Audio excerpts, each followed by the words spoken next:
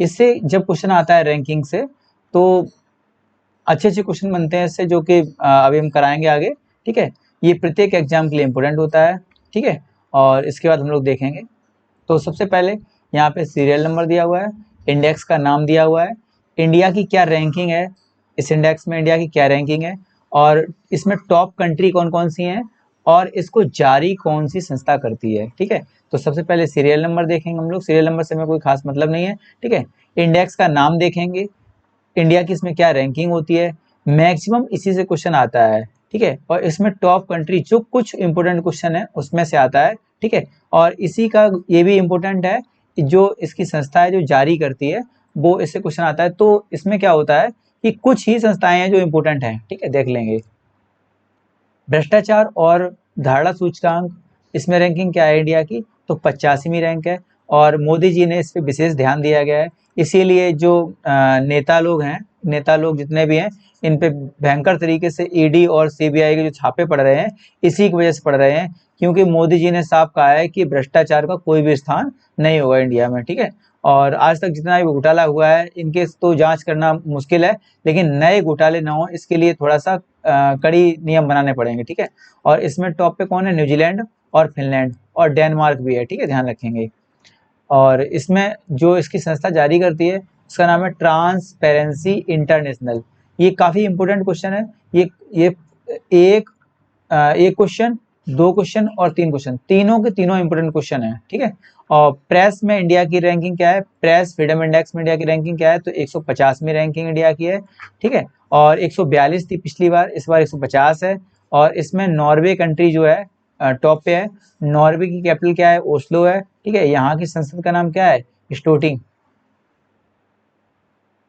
Norway की है रिक्सडॉग, रिक्सडॉग। ठीक है, ध्यान रखेंगे। और स्टोटिंग है डेनमार्क की। तो रिपोर्टर्स विदाउट बॉर्डर जो है संस्था, इसको जारी करती है। रिपोर्टर्स विदाउट बॉर्डर इसको जारी करती है। और विश्व खुशहाली सूचकांक जो हैप्पीनेस इंडेक्स होता है, इसमें रैंकिंग कितनी है इंडिया की, 136। फिनलैंड इसमें टॉप पे है। फिनलैंड को झीलों का देश बोलते हैं। ठीक है, और ये खुशहाली रहती तो हसमुख देश भी बोल सकते हैं इसको, फिनलैंड को। ठीक है, और जो हंगर इंडेक्स है इंडिया के लिए, हंगर इंडेक्स मतलब कि ग्लोबल हंगर इंडेक्स जिसको बोलते हैं। ठीक है, तो हंगर यानी कि भुखमरी वाला सूचकांक है इंडिया की, 101 रैंकिंग है इंडिया की। और इसमें बेलारूस सहित 18 जो कंट्री हैं इनको अलग रखा गया है। ठीक है, लास्ट में रखा गया है। ठीक है, और जो बेल्ट हंगर है इसको याद नहीं करना। ठीक है, कुछ खास इंपोर्टेंट नहीं है। बेल्ट हंगर हिल्फे और Concern Worldwide. Henley Passport जारी करती है संस्था, हेनले और पार्टनर्स। ठीक है, हेनले और पार्टनर्स जारी करती है इसको। जापान और सिंगापुर संयुक्त रूप से इस पे टॉप पे हैं। जापान और सिंगापुर इसमें संयुक्त रूप से टॉप पे हैं। और इंडिया की रैंकिंग इसमें 83 है, नई वाली जो रैंकिंग आई है इसमें। ठीक है, ग्लोबल इनोवेशन इंडेक्स में इंडिया की रैंकिंग 46 है, और स्विट्जरलैंड इसमें टॉप पे है। विश्व बौद्धिक संपदा संगठन इसका जारी करती है। ठीक है, इनोवेशन को जारी कौन करता है, विश्व बौद्धिक संपदा संगठन इसको जारी करता है। ठीक है, इसकी रैंकिंग भी अलग से आती है, वो हम देख लेंगे आगे। ठीक है, अब आती है ग्लोबल पेंशन इंडेक्स में, ये 40 रैंकिंग है, कुछ खास इंपोर्टेंट नहीं है, इसको नहीं याद करना है। खाद्य सुरक्षा सूचकांक में देख लेंगे तो 71 रैंकिंग है, इसमें आयरलैंड टॉप पे है। ठीक है, वैश्विक शांति सूचकांक में देख लेंगे तो 135 नंबर आता है। इसको इसमें टॉप कंट्री कौन सी है, आइसलैंड। ये इंपोर्टेंट क्वेश्चन है। ठीक है, आर्थिक और शांति संगठन जो है इसको जारी करता है, ध्यान रखेंगे, आर्थिक और शांति संगठन। चार्लर गुड गवर्नेंस इंडेक्स में कौन सा आता है, तो आता है 49th रैंकिंग इंडिया की है, और फिनलैंड इसमें टॉप पे है। चांडलर इंस्टीट्यूट ऑफ गवर्नमेंट जो है इसको जारी करती संस्था है, और ये इंपोर्टेंट भी है। विश्व प्रेस स्वतंत्रता सूचकांक जो है 150वीं रैंकिंग इंडिया की है, नॉर्वे इसमें टॉप पे है। रिपोर्टर्स विदाउट बॉर्डर इसकी संस्था जारी करने वाली। तो ये काफी इंपोर्टेंट क्वेश्चन है, देख लेंगे एक बार। ठीक है, और ठीक है, प्रेस स्वतंत्रता सूचकांक 2022 में 150वीं रैंक है, अभी हम लोग पीछे देख चुके हैं एक बार वैसे। ठीक है, और लोकतंत्र सूचकांक में इंडिया की रैंकिंग 46 है, नॉर्वे इसमें टॉप पे बना हुआ है। ठीक है, और इकोनॉमिक्स इंटेलिजेंस यूनिट इसको जारी करती है। ठीक है, और भ्रष्टाचार में इंडिया की रैंकिंग 85 थी, हम बता चुके हैं। ठीक है, और संयुक्त राष्ट्र मानव विकास सूचकांक में 131 रैंकिंग इंडिया की, नॉर्वे इसमें टॉप पे बना हुआ है, ठीक है। संयुक्त राष्ट्र विकास कार्यक्रम इसको जारी करती है, यूएनडीपी, ठीक है। विश्व खुशहाली में हमने बताया था 136 रैंकिंग, फिनलैंड इसको टॉप पे है, ठीक है। और वैश्विक लैंगिक सूचकांक में 135 नंबर है हमारा, और आइसलैंड इसमें टॉप पे है, ठीक है। आइसलैंड जो है इसमें टॉप पे है। वर्ल्ड इकोनॉमिक फोरम WEF इसको जारी करती है, वर्ल्ड इकोनॉमिक फोरम इसको जारी करती है। आर्थिक स्वतंत्रता सूचकांक में 121वीं रैंक है हमारी, और सिंगापुर इसमें टॉप पे है। फाउंडेशन हेरिटेज इसको जारी करती है। वैश्विक जलवायु जोखिम सूचकांक जो है, इसमें दो तरह के सूचकांक आते हैं। वैश्विक जलवायु जोखिम सूचकांक में हमारा रैंकिंग कितनी है, 7th रैंक है, और मोजाम्बिक कंट्री जो है इसमें टॉप पे है, और जर्मन वॉच इसको जारी करती है संस्था, ठीक है। वैश्विक जलवायु जोखिम सूचकांक और वैश्विक जलवायु परिवर्तन जोखिम में हमारी रैंकिंग कितनी है, 7 नंबर पे है, और लेख परिवर्तन रैंकिंग कितनी है, 10 नंबर पे है। डेनमार्क इसमें टॉप पे बना हुआ है। ध्यान रखना 1 से लेके 3 तक कोई कंट्री इसमें इसकी शर्तों को क्वालिफाई नहीं कर पाया, इसलिए इसमें 4th नंबर से स्टार्टिंग की जाती है, लेकिन टॉप पे कौन है, डेनमार्क है, ठीक है। जर्मन वॉच संस्था है जो इसको जारी करती है। कोविड-19 रिस्पॉन्स इंडेक्स में हमारी रैंकिंग आई थी 86, ठीक है, और न्यूजीलैंड इसमें टॉप बनी हुई है। लोभी इंस्टीट्यूट जो संस्था है इसको जारी करती है, ठीक है। समावेशी इंटरनेट सूचकांक जो है इसकी रैंकिंग थी हमारी, तुम्हारी कितनी, 49th रैंकिंग थी इसमें। समावेशी समावेशी इंटरनेट सूचकांक इसमें 49th रैंकिंग थी, ठीक है। और अगर नेट रैंकिंग की बात की जाएगी तो 129 नंबर आता है हमारा, ठीक है। स्वीडन इसमें टॉप पे है। इकोनॉमिक इंटेलिजेंस यूनिट इसको जारी करती है। एनर्जी ट्रांजिशन इंडेक्स में हमारी रैंकिंग कितनी है, 87 रैंकिंग है, इसमें स्वीडन कंट्री जो है इसमें टॉप पे बनी हुई है, ठीक है। वर्ल्ड इकोनॉमिक फोरम WEF इसको जारी करती है, ठीक है, ध्यान रखेंगे। वैश्विक साइबर सुरक्षा सूचकांक जो है इसमें रैंकिंग हमारी 10 है। वैश्विक साइबर सुरक्षा सूचकांक में रैंकिंग हमारी 10 है। अमेरिका इसमें टॉप पे बना हुआ है। अंतरराष्ट्रीय दूरसंचार संघ इसको जारी करती है। Startup economic system startup ecosystem index जो है 2021 की रैंकिंग थी, ये अभी नई वाली नहीं आई है, इसमें रैंकिंग है 20, अमेरिका इसको टॉप किया है, ठीक है। और स्टार्टअप ब्लैंक्स जो है इस संस्था इसको जारी करती है। हाँ, वैश्विक युवा विकास सूचकांक जो है इसमें 122वीं रैंकिंग है हमारी, और सिंगापुर इसमें टॉप पे है। कॉमनवेल्थ सचिवालय इसको जारी करता है। वैश्विक विनिर्माण जोखिम सूचकांक में रैंकिंग हमारी 2 है। वैश्विक विनिर्माण मतलब नए काम के लिए, ठीक है, अमेरिका इसमें टॉप पे बना हुआ है, और कुशमैन एंड बैकफील्ड इसको जारी करती है, ठीक है। अंतरराष्ट्रीय बौद्धिक संपदा हमने बताया था 43 नंबर रैंकिंग हमारी, और अमेरिका इसमें टॉप बना हुआ है। यूएस चैम्बर्स ऑफ कॉमर्स इसको जारी करती है, ध्यान रखेंगे। वैश्विक स्वास्थ्य सुरक्षा सूचकांक में रैंकिंग हमारी 66 है, अमेरिका इसमें टॉप बना हुआ है। Bloomberg school of public health and Johns Hopkins centre for health security इसको जारी करती है, देख लेंगे एक बार। और सतत सूचकांक सतत विकास सूचकांक में देखेंगे तो 120वीं रैंक हमारी, फिनलैंड इसमें टॉप बना हुआ है। यूनाइटेड नेशन ऑर्गेनाइजेशन इसको जारी करती है, ठीक है, यूनाइटेड नेशन ऑर्गेनाइजेशन इसको जारी करती है। यूएनओ के बारे में लास्ट में हम लोग देख लेंगे थोड़ा सा। एशिया पावर इंडेक्स में देखेंगे तो इसकी रैंकिंग आती है 4, अमेरिका जो है इसमें टॉप पे बना हुआ है। एशिया पावर इंडेक्स में फर्स्ट नंबर पे बना हुआ है यूएसए, सेकंड पे आता है रसिया, थर्ड पे आता है चाइना, ठीक है, चाइना, और फोर्थ पे आता है कौन सा, अपना देश भारत, ठीक है। लोबी इंस्टीट्यूट इसको जारी करती है जो कि ऑस्ट्रेलिया की संस्था है, ठीक है। ग्लोबल ड्रग पॉलिसी इंडेक्स 2021 के रैंकिंग में 18वां नंबर हमारा है, नॉर्वे इसमें टॉप पे बना हुआ है, ठीक है। हार्म रिडक्शन कंसोर्टियम इसको जारी करती है। पर्यावरण प्रदर्शन सूचकांक में 180 रैंक में है, सबसे लास्ट हमारी रैंकिंग आई है, ठीक है, ध्यान रखेंगे। पर्यावरण प्रदर्शन सूचकांक में हमारी रैंक कितनी है, 180, ठीक है। डेनमार्क इसमें टॉप बना हुआ है। एल और कोलंबिया विश्वविद्यालय इसको जारी करता है। विश्व प्रतिस्पर्धात्मक सूचकांक 2022 में 37th रैंक है हमारी, डेनमार्क इसमें टॉप पे बना हुआ है, और इसको IMD संस्था जारी करती है, ठीक है। और स्पीड टेस्ट ग्लोबल इंडेक्स जो है 115वीं रैंक हमारी है, नॉर्वे और सिंगापुर इसमें टॉप पे हैं। ऊकला इसको जारी करता है, ठीक है, स्पीड टेस्ट ग्लोबल इंडेक्स को, ठीक है। विश्व प्रतिस्पर्धात्मक में 37 रैंक है। पर्यावरण में हमारी 180 रैंक है। ग्लोबल ड्रग में हमारी 18वीं रैंक है। एशिया पावर में हमारी 4थी रैंक है, ठीक है, ध्यान रखेंगे।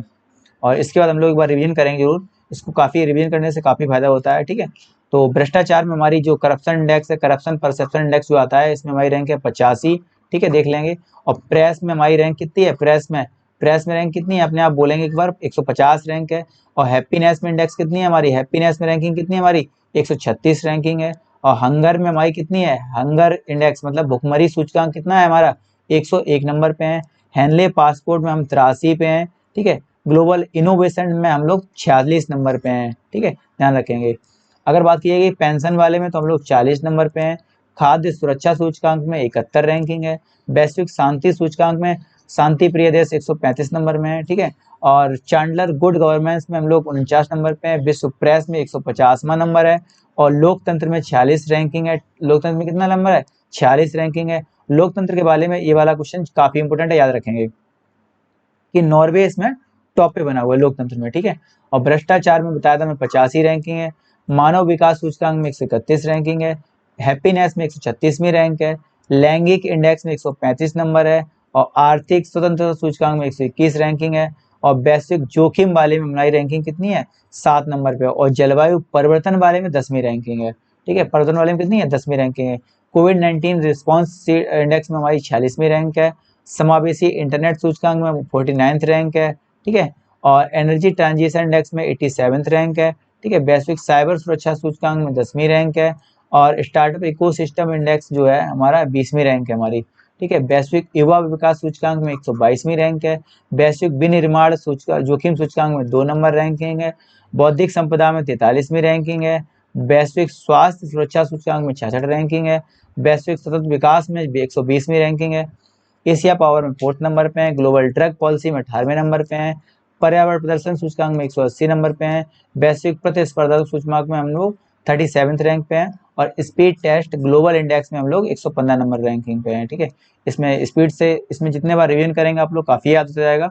और इसको वीडियो को बार बार देखेंगे तो आप लोगों को काफ़ी फायदा पहुंचेगा, ठीक है।